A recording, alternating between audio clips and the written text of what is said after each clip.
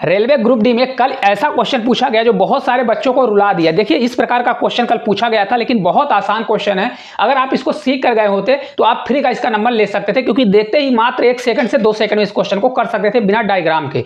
देखिए क्वेश्चन दिया गया है, इससे 3 टाइप के क्वेश्चन बनते हैं, तीनों टाइप के क्वेश्चन करा देने वाले हैं, ताकि आने वाले जिनका भी एग्जाम होने वाला है उनमें अगर ये क्वेश्चन आए तो आपसे बन जाए, क्योंकि ये क्वेश्चन स्टार्ट हो गया है।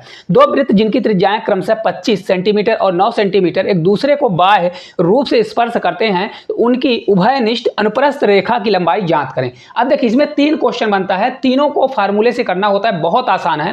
देखिए एक बोल रहा है कि 2 वृत्त हैं जिसको बाहर से स्पर्श कर रहे हैं, तो देखिए 2 वृत्त हैं जो बाहर से एक दूसरे को स्पर्श कर रहे हैं, यानी टच कर रहे हैं। दोनों को त्रिज्याएं, एक की 25 दिया है, एक का 9 दिया है। तो यहां देखिए एक की त्रिज्या r1 हमने माना, एक दूसरे का मैंने क्या मान लिया, r2 मान लिया। ठीक है, उनके उभयनिष्ठ अनुप्रस्थ रेखा की लंबाई, यानी किसकी लंबाई पूछ रहा है, AB का मान पूछ रहा है। तो कभी भी ऐसा क्वेश्चन आता है तो आपको क्या करना है, AB का मान निकालने के लिए 2 √r1 मल्टीप्लाई क्या होता है r2, बस इतना ही है। तो यहां पर आपका r1 कितना दिया है, तो अगर आप ध्यान से देखेंगे r1 बराबर आपका दिया है 25 दिया है, 25 ही है ना, देखिए 25 दिया है। और r2 आपका कितना होगा, तो r2 आपका दिया है 9 दिया है।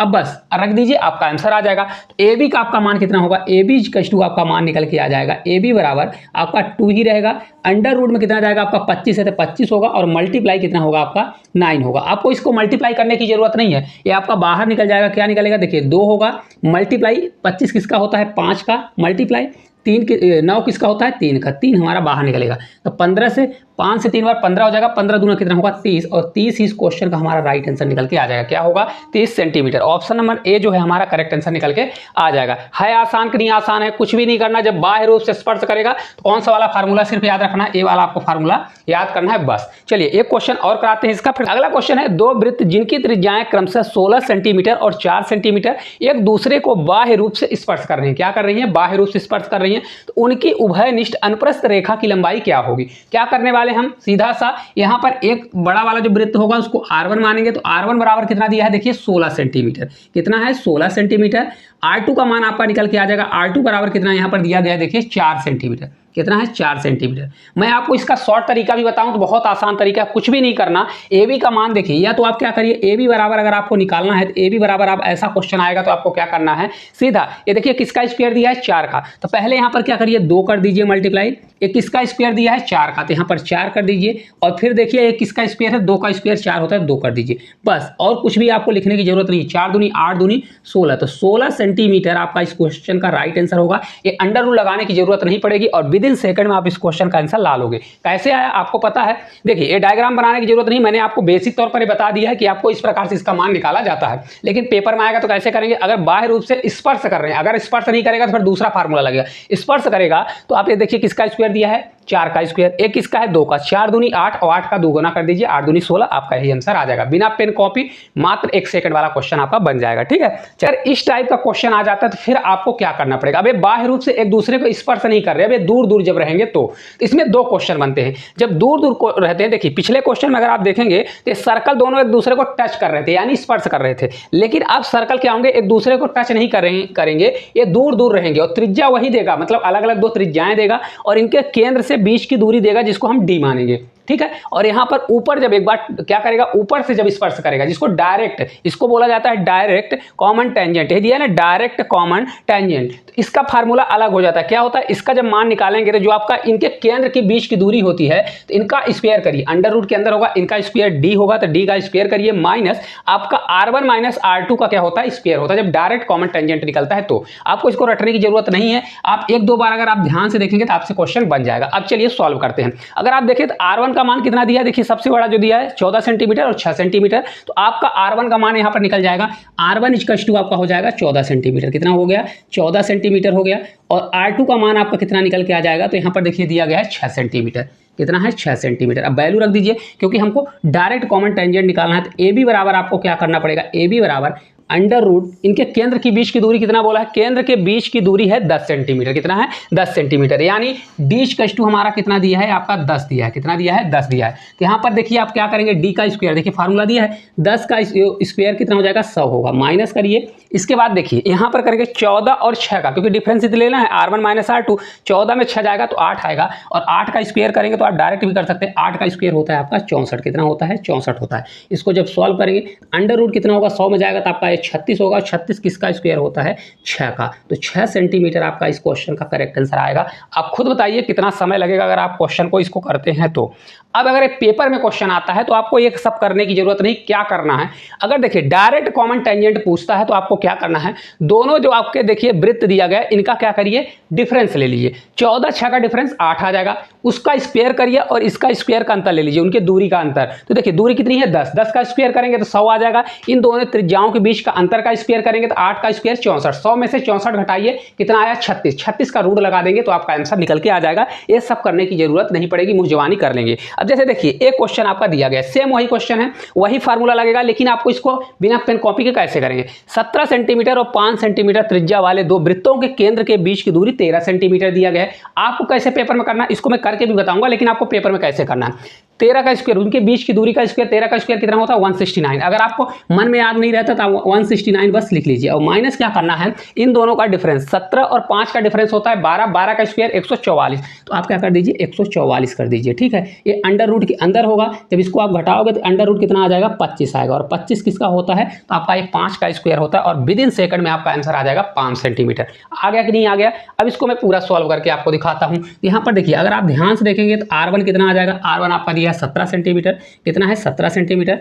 r2 आपका कितना दिया है, अगर आप देखोगे तो r2 आपका दिया गया है, दूसरी त्रिज्या कितनी है 5 सेंटीमीटर दिया है, और उन दोनों के केंद्रों के बीच की दूरी यानी यहाँ से यहाँ तक की दूरी d कितना दिया है 13 सेंटीमीटर। तो यहाँ पर लिखना है, यहाँ लिख लीजिए, या आपको d का मान अलग से लिखना है वो भी लिख लीजिए।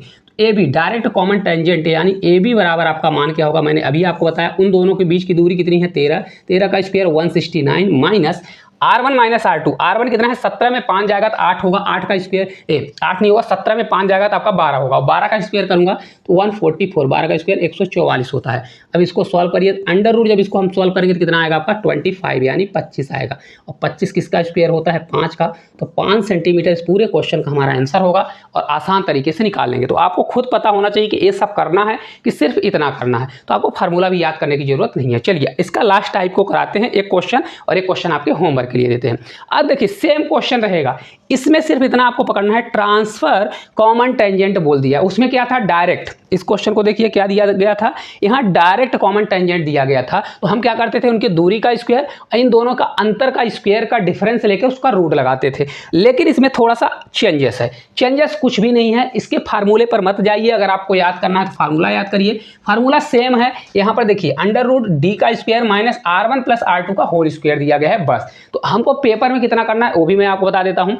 इनकी जो दूरी दी गई है, दोनों के दूरी का स्क्वायर करिए, और इन दोनों का, इनके त्रिज्याओं का योग का स्क्वायर करके घटा दीजिए और अंडर रूट लगा दीजिए, बस इतना ही है क्वेश्चन, ये सब रटने की जरूरत नहीं है। फिर भी आप कर लीजिए वही। अब देखिए डायरेक्ट इसका दिया है ट्रांसफर, यानी पहले हम डायरेक्ट निकालते थे, अब ट्रांसफर निकालेंगे, यानी ए बी का मान निकालेंगे। तो आप रख दीजिए, आपका मान आ जाएगा। देखिए r1 आपका कितना दिया है, r1 बराबर आपका 8 दिया है, r2 बराबर आपका कितना दिया है, देखिए यहाँ पर कितना दिया है 3 दिया गया है, और d का मान कितना दिया है, यानी उन दोनों के बीच की दूरी, केंद्र से बीच की दूरी d का मान कितना दिया है 61 दिया गया है। कितना है 61। अब डायरेक्ट फार्मूले में रखिए और डायरेक्ट आपका आंसर आ जाएगा, या मैं जैसा बताया हूँ वैसा कर लीजिए। तो ए बी बराबर आपका कितना होगा, ए बी बराबर अगर आप ध्यान से देखेंगे यहाँ पर देखिए 61 का स्क्वायर, हमको 61 का स्क्वायर अभी नहीं करना है, माइनस करिए।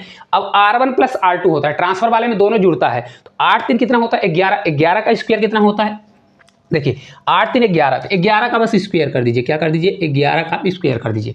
अब अगर आप ध्यान से देखेंगे a का स्क्वायर माइनस b का स्क्वायर, ऐसे भी निकाल के कर सकते हैं, और नहीं तो फिर इसका आपको पूरा सॉल्यूशन करना पड़ेगा। या पूरा जब सॉल्यूशन करोगे तो आपका आ जाएगा 3600, कितना आ जाएगा आपका 3600 निकल के आएगा, मल्टीप्लाई करोगे 3600, तो 3600 किसका स्क्वायर होगा 60 का होगा, तो 60 सेंटीमीटर आएगा। कितना हो जाएगा 60 का स्क्वायर होगा, तो आपका राइट आंसर कौन सा आ जाएगा 60 सेंटीमीटर, इस क्वेश्चन का करेक्ट आंसर आ जाएगा। इसको आप सॉल्व करना तो कर लीजिए, देखिए एक a प्लस बी और a माइनस बी से कर लीजिए, तो a प्लस बी करेंगे तो 61 और 11 जोड़ेंगे, 61 और 71 72 हो जाएगा, तो 72 फिर मल्टीप्लाई करेंगे और ये आपका घटेगा तो 50 हो जाएगा। तो 72 मल्टीप्लाई 50 जब करेंगे 72 मल्टीप्लाई 50 तो आपका हो जाएगा 3600। 3600 किसका स्क्वायर होता है 60 का। तो विद इन सेकंड में आ जाएगा। है आसान कि नहीं आसान है। पेपर में आपको कैसे करना है मैं वो भी आपको बता रहा हूँ। पेपर में आपको सीधा कुछ भी नहीं करना है, इसका स्क्वायर करना था। क्या करना था, डिस्टेंस का स्क्वायर थे, डिस्टेंस का स्क्वायर करते माइनस लगाते। अब इसको देखिए इन दोनों को जोड़ देते, 8 3 कितना होगा 11, 11 का स्क्वायर कर देते। अब इन दोनों को जो अंतर आता इसको लेकर इसमें अंडर रूट लगा देते तो आपका वही आ जाता। कितना हो जाता, ये आपका 3600 आता। कैलकुलेशन करोगे तो 3600, अब 3600 किसका है 60 का।